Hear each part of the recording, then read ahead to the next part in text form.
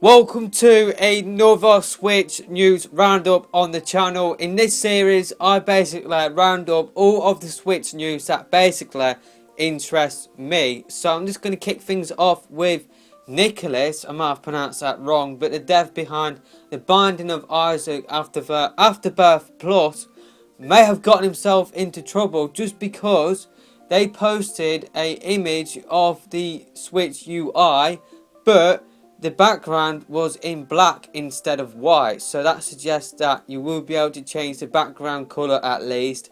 Hopefully there will be themes. I'm sure there will be. I'm sure Nintendo will do like what they've done with the 3DS, where you can buy like a Zelda Breath of the Wild theme for your home menu, or buy like a Splatoon 2 or a Super Mario Odyssey theme. I'm sure that will come in the future, but I think it's good how hopefully you will be able to change the background colour of the home menu.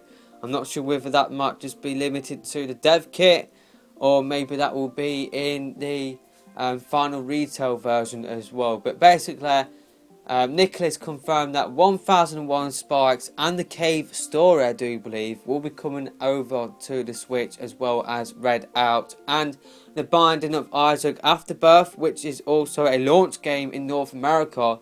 In Europe, it will be coming out in March, I do believe. So, yeah, that might have confirmed that the Switch UI, you will be able to change the background colour of the home menu. So, the next thing that I need to talk about in this video is something which I was talking about in a few videos, and that is the fact that I was thinking about whether Nintendo would support Wii remotes and the Wii U Pro controller. Well, unfortunately, they aren't supporting those controllers at launch, but an update may arrive in the future to add in that support. Now, this will be a problem for local multiplayer, just because it will mean that you will have to go out and pick up a Switch Pro controller. Now, I was planning to do that anyway, but basically, I'm going to have to either go out and pick up another Switch Pro controller, or I'm going to have to pick up a Joy-Con or another set of Joy-Cons. So like if I'm using the Joy-Cons for arms, which I will do, and somebody else wants to use motion control for arms, then I will have to go out and pick up another set of Joy-Cons. So yeah, the local multiplayer issue I think will be a massive one for families. If they see that they have to go out and pick up like a load of controllers, it's not cheap. So they might look at, oh, the 3DS, I can go out and pick that up for like 200 quid, and I can pick up like 5 games for it, or I can pick up a PS4. They might look at other options than the Switch. So the price of accessories might be a big problem for Nintendo to overcome with this Switch. Now, also in that Q&A, they also confirmed that up to 8 user accounts will be available, or you will be able to add up to 8 user accounts on the Switch.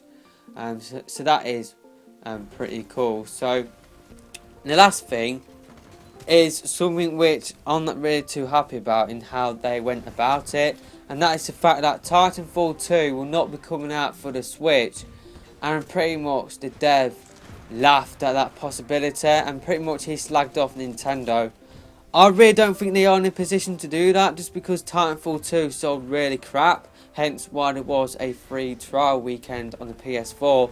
I did actually play Titanfall 2 in that weekend, and I did actually have a lot of fun playing it, but yeah, I just don't feel like they are in a position to completely rule out, bringing a game over to the Switch, and especially in the way that they did it. If Respawn ever wanted to bring out a game for a Nintendo platform, then they will not go down well at all after slagging off the Nintendo fan base and Nintendo in general. Pretty much they said that Nintendo haven't come out with a AAA game in about 7 years, which is just absolute nonsense. Just because you got Mario Kart 8, you got Splatoon in there, you got Xenoblade Chronicles X, you've got Zelda Breath of the Wild. So yeah, it's just complete nonsense. I don't really feel like they are in a position to slag off Nintendo, especially when their games sold like absolute crap on the PS4 and Xbox One. he did get buried by Battlefield 1 and Infinite Warfare, so he could be out of a job soon. He really could be, because EA, I wouldn't be surprised if EA just completely dropped Respawn after Titanfall 1. That didn't really do well. Now granted, it was an Xbox One exclusive, but everybody expected Titanfall 2 to sell really, really well, just because it was going to be multi-platform.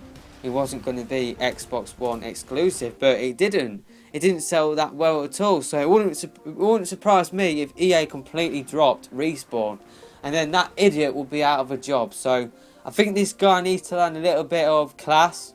He needs to be a little bit more professional in his job, and that's just how I see it. So Titanfall 2 won't be coming out for the Switch, unfortunately, and I don't feel like that is the smart thing to do, just because I feel like EA should have brought that game over, especially how crap that game sold on the PS4 and Xbox One. They could have at least got some money back from Titanfall 2 on the Switch, but now if Respawn ever decides to bring a game over to the Switch, then it will just sell really, really poorly after the comments he made about the Switch. So, and about Nintendo in general, actually. So it's not the smart thing to do, it's not the professional thing to do, and like I said, that guy needs to learn a lot of class. So that is it for this video, and yeah, let me know your thoughts about everything that I've talked about in the comment section below. But until next time, I'm out of here for now, and as always, just like to thank you all for spending time out of your day to click onto one of my videos. I really, really do appreciate that.